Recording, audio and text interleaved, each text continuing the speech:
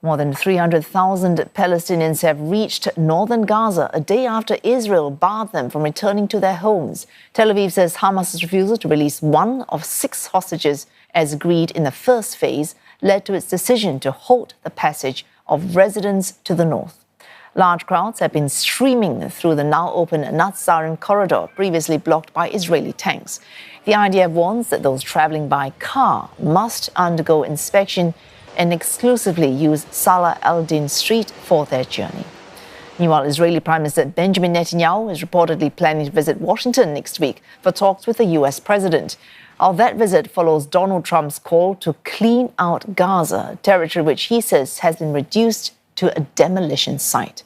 The United Nations Security Council is set to convene an emergency meeting on the Palestinian Relief Agency, or UNRWA, just 2 days before an Israel-imposed ban on its operations come into effect in East Jerusalem. Well, we're joined by Sarah Coates, live from Tel Aviv. Sarah, hundreds of thousands heading back in just 2 days to their homes in North Gaza. The UN warning that needs on the ground remain immense. It's convening that meeting on UNRWA, but what are the needs on the ground right now?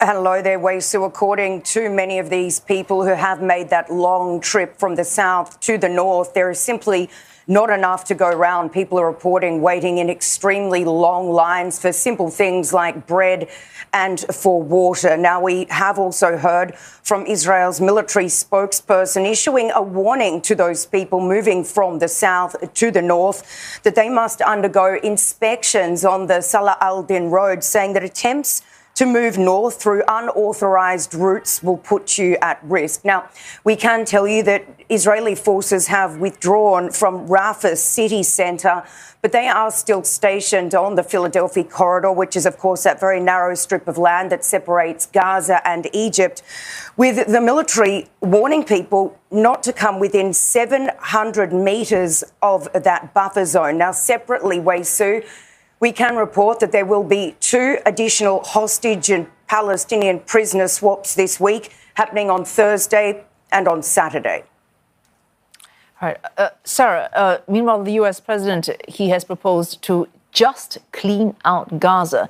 That has been dismissed by most, certainly including Egypt and Jordan. Why would they? What are the sticking points for Egypt and Jordan? This is being strongly rejected right around the region. We have heard from Jordan's Foreign Minister, Ayman Safadi. He said that Jordan is for Jordanians, Palestine is for Palestinians. Something very similar also coming from Egypt, putting out a statement expressing continued support for the steadfastness of the Palestinian people on their land, after previously warning that any forced displacement into the Sinai from Gaza could threaten the decades-long peace treaty between Egypt and Israel. Now, we've also heard from Qatar's foreign ministry reiterating its support for a 2-state solution. Now, this comes amidst reports citing unnamed US officials that the Israeli Prime Minister Benjamin Netanyahu could be heading to Washington to meet with US President Donald Trump as early as Sunday, although we do understand there still has been no official invitation issued. Now, separately, Wei Su, the new US Mideast envoy Steve Witkoff, he is expected here in Israel tomorrow.